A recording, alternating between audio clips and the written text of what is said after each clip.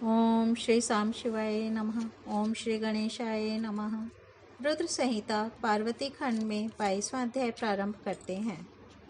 पार्वती की तपस्या एवं उसके प्रभाव का वर्णन। ब्रह्मा जी बोले, हे देवर्षि, आपके चले जाने पर प्रसन्नचित पार्वती ने शिवजी को तपस्या से ही साध्य माना और तपस्या करने का मन बना लिया। तदनंतर पार्वती ने अपनी जया एवं विजया नामक सखियों के द्वारा अपनी माता मेना तथा पिता हिमालय से तप करने की आज्ञा मांगी। उन दोनों सखियों ने सबसे पहले पर्वतराज हिमालय के पास जाकर नम्रता पूर्वक भक्ति भाव से प्रणाम कर पूछा। सखियां बोली, हे हिमालय, आपकी पुत्री पार्वती जो आपसे कुछ कहना चाह रही है उसे सुनिए। यह आपकी पुत्री अपने शरीर, रूप तथा आपके कुल को भगवान शंकर की आराधना से सफल बनाना चाहती है। वे शंकर तपस्या से ही साध्य हैं, अन्य उपाय से उनका दर्शन संभव नहीं है। हे गिरिराज, इसलिए आपको इसी समय आज्ञा प्रदान करनी चाहिए, जिससे गिरिजा वन में जाकर आदरपूर्वक तपस्या करे। ब्रह्मा जी बोले, हे मुनिश्रेष्ठ, पार्वती की सखियों के द्वारा इस प्रकार पूछे जाने पर गिरिराज भली भांति विचार कर यह कहने लगे।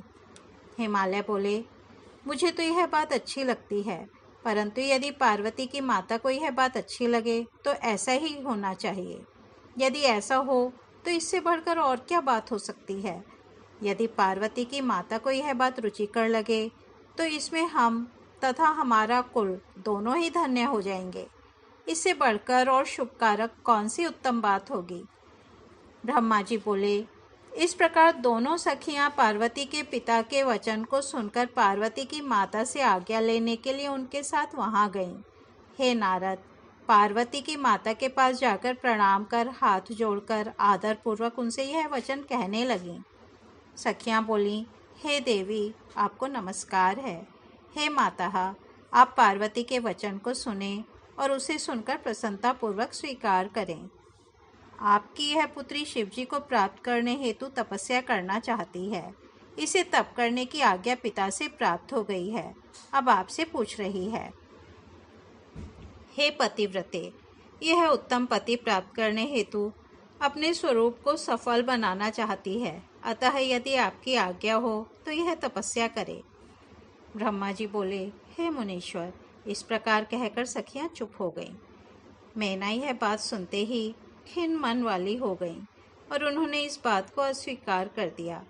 तब वे पार्वती शिवजी के चरण कमलों का ध्यान कर हाथ जोड़कर विनम्रचित होकर अपनी माता से स्वयं कहने लगी। पार्वती बोली, हे माता, मैं महेश्वर को प्राप्त करने के लिए प्रातःकाल तपस्या हेतु तपोवन जाना चाहती हूँ, अतः आप मुझे जाने के लिए आज ही आज्ञा प्रदान कीजिए। ब्रह्मा जी बोले, पुत्री की यह बात सुनकर मेना दुखी हो गई और विकल होकर पुत्री को अपने पास बुलाकर कहने लगी। मैना बोली, हे शिवे, हे पुत्री, यदि तुम दुखी हो और तपस्या करना चाहती हो तो घर में ही तपस्या करो। हे पार्वती, अब बाहर मत जाओ। जब मेरे घर में ही सब देवता, तीर्थ तथा समस्त क्षेत्र विद्यमान हैं, तो तप करने के लिए तुम अन्यत्र कहाँ जा रही हो। हे पुत्री, तुम हठ मत करो और ना तो तुम कहीं बाहर जाओ।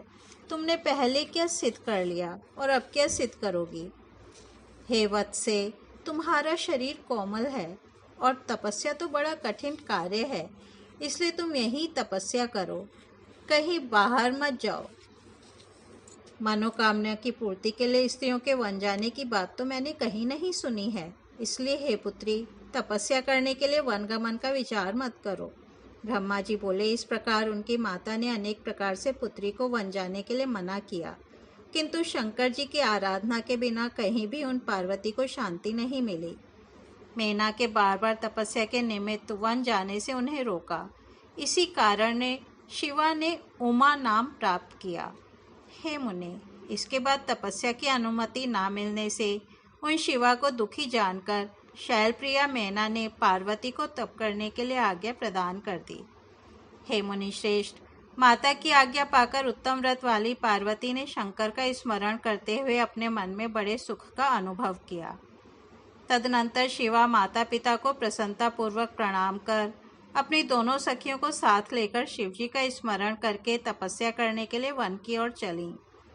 उन्होंने अनेक प्रकार के विचारों, प्रिय वस्तुओं तथा नाना प्रकार के वस्त्रों को परित्याग कर मौंजी मेखला बांधकर सुंदर वल्कल को धारण कर लिया और बहुमूल्य हार उतारकर मृगचर्म धारण कर लिया। इसके बाद वे तपस्या करने के लिए गंगा अवतरण नामक स्थान पर चली गई। ध्यान करते हुए शंकर ने जहाँ कामदेव को जलाकर भस्म कर दिया था, वही हिमालय का गंगावतरण नाम वाला शिखर है। हे तात, काली हिमवत प्रदेश के शिखर पर स्थित उसी गंगावतरण नामक स्थान पर गई और जगदम्बा पार्वती काली ने उसे शिवजी से रहित देखा। जहाँ स्थित रहकर शिवजी ने अत्यंत कठिन तप किया था, उस स्थान पर जाकर वे क्षण भर के लिए शिव विरह से व्याकुल हो उठी। उस समय वे हा शंकर इस प्रकार कहकर रोती हुई चिंता तथा शोक से युक्त होकर अत्यंत दुखित हो विलाप करने लगी। इसके अनंतर बहुत समय के बाद हिमालय पुत्री पार्वती धैर्यपूर्वक मोह का त्याग करके नियम में दीक्षित हुई। वे उस महान उत्तम श्रृंगी तीर्थ में तपस्या करने लगी। उस स्थान में गौरी के तपस्या करने के कारण उसका गौरी शंकर ऐसा नाम पड़ा। हे मुने, वहाँ पार्वती ने अपनी तपस्या की परीक्षा के लिए अनेक प्रकार के पवित्र, सुंदर तथा फलवान वृक्ष लगाए। उन सुंदरी ने भूमि शुद्धि और वेदी का निर्माण करके मन के साथ समस्त इंद्रियों को रोककर उसी स्थान पर मुनियों के लिए भी कठिन तपस्या आरंभ कर दी। वे ग्रीष्मकाल में दिन रात अग्नि प्रज्वलित कर उसके बीच में बैठकर पंचाग्नि तापती हुई पंचाक्षर महामंत्र का जप करती थीं। वे वर्षा के समय पत्थर की चट्टान के स्थंडिल पर सुस्थिर आसन लगाकर बैठी हुई खुले आकाश के नीचे जल की धारा सहन करती और भक्ति में तत्पर होकर निराहार रहकर वे शीतकाल की रात्रियों में निरंतर शीतल जल में निवास करती। इस प्रकार पंचाक्षर मंत्र के जप में रत होकर तप करती हुई वे संपूर्ण मनोवांछित फल के दाता शंकर का ध्यान करने लगी। वे प्रतिदिन अवकाश मिलने पर अपने द्वारा लगाए गए सुंदर वृक्षों को सखियों के साथ प्रसन्नतापूर्वक सींचती थीं तथा अतिथि सत्कार भी करती थीं। शुद्ध चित्त वाली वे पार्वती आंधी, सर्दी, अनेक प्रकार की वर्षा तथा असह्य धूप बिना कष्ट माने सहन करती थीं। हे मुने, इस प्रकार उनके ऊपर अनेक प्रकार के दुख आए, परंतु उन्होंने उनकी कुछ भी परवाह नहीं की। वे केवल शिव में मन लगाकर वहाँ स्थित थीं। इस प्रकार तप करती हुई देवी ने पहले फलाहार से, फिर पत्ते के आहार से क्रमशः अनेक वर्ष बिताए। तदनंतर हिमालय पुत्री शिवा देवी पत्ते भी छोड़कर सर्वथा निराहार रहकर तपस्या में लीन रहने लगी। जब उन हिमालय पुत्री शिवा ने पत्ते खाना भी छोड़ दिया, तब वे शिवा देवताओं के द्वारा अपर्णा कही जाने लगी। इसके बाद पार्वती भगवान शिव का ध्यान करके एक पैर पर खड़ी होकर पंचाक्षर मंत्र का जप करती हुई कठोर तपस्या करने लगी। उनके अंग चीर और वल्कल से ढके थे।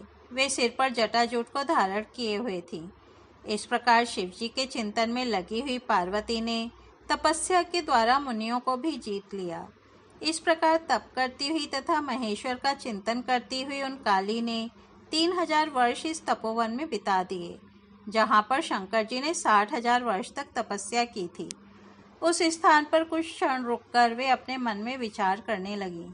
हे महादेव, क्या आप तपस्या में संलग्न हुई मुझे नहीं जानते, जो कि मुझे तपस्या में लीन हुए इतने वर्ष बीत गए, फिर भी आपने मेरी सुधि न ली।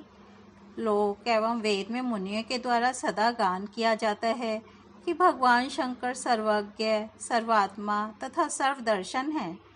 वे देव समस्त ऐश्वर्य को प्रदान करने वाले, सब प्रकार के भावों से प्राप्त होने वाले, भक्तों के मनोरथ सदा पूर्ण करने वाले तथा सभी प्रकार के कष्टों को दूर करने वाले हैं। यदि मैं अपनी सारी कामनाओं का त्याग कर मात्र वृषभ ध्वज शंकर में अनुरक्त हूँ, तो वे शंकर मुझ पर प्रसन्न हूँ। यदि मैंने उत्तम भक्ति के साथ विधि पूर्वक नित्य नारद तंत्रोक्त पंचाक्षर मंत्र का जप किया है, तो वे शिवजी मेरे ऊपर प्रसन्न हूँ। यदि मैंने विकार रहित होकर भक्ति पूर्वक सर्वेश्वर शिव का यथोक्त चिंतन किया है, तो वे शंकर मुझ पर प्रसन्न हों। इस तरह नित्य अपने मन में सोचती हुई उन्होंने नीचे की ओर मुख किए एवं जटा बोलकल धारण कर निर्विकार होकर दीर्घ काल तक तप किया। इस तरह उन्होंने मुनियों के लिए भी दुष्कर तपस्या की, जिसका स्मरण कर वहाँ सभी पुरुष परम विस्मय में पड़ गए। उनकी तपस्या देखने के लिए सभी लोग वहाँ उपस्थित हो गए और अपने को धन्य मानते हुए एक स्वर में कहने लगे, धर्मवृद्धों के पास बड़े लोगों का जाना कल्याणकारी कहा गया है। तपस्या में कोई प्रमाण नहीं है। विद्वानों को सदा धर्म का मान करना चाहिए। इसकी तपस्या को सुनकर तथा देखकर ऐसा ज्ञात होता है कि अन्य लोग क्या तप कर सकते हैं। संसार में इसके तप से बढ़कर कोई तप ना तो हुआ है और ना होगा। इस प्रकार कहते हुए पार्वती के तप की प्रशंसा कर कठोर अंग वाले वे तपस्वी तथा अन्य जन प्रसन्न हो अपने अपने स्थानों को चले गए। ब्रह्मा जी बोले, हे महर्षि, अब आप जगदम्बा पार्वती की तपस्या के अन्य बड़े प्रभाव को सुनिए, जो महान आश्चर्यजनक चरित्र है। पार्वती के आश्रम में रहने वाले समस्त जंतु जो स्वभाव से ही परस्पर विरोधी थे, वे भी उनकी तपस्या के प्रभाव से वैर रहित हो गए। निरंतर राग आदि दोष से युक्त रहने वाले वे सिंह और गौ आदि भी वहाँ उनकी तपस्या की महिमा से परस्पर बाधा नहीं पहुँचाते थे। हे मुनि श्रेष्ठ, मार्जार, मूषक आदि भी जो स्वभाव में आपस में वैर करने वाले हैं, वे भी एक दूसरे के प्रति कभी विकार भाव नहीं रखते थे। हे मुनि सत्तम, वहाँ फलयुक्त वृक्ष, विविध प्रकार के तृण और विचित्र पुष्प उत्पन्न हो गए। वह संपूर्ण वन उनकी तपस्या की सिद्धि के रूप में हो गया और कैलाश के समान मालूम पड़ने लगा। इस प्रकार श्री शिव महापुराण के अंतर्गत द्वितीय रुद्र संहिता के तृतीय पार्वती खंड में पार्वती तपस्या वर्णन नामक 22वां अध्याय पूर्ण हुआ। कल हम 23वां अध्याय सुनेंगे। तब तक यहीं विराम देते हैं। ओम नमः शिवाय।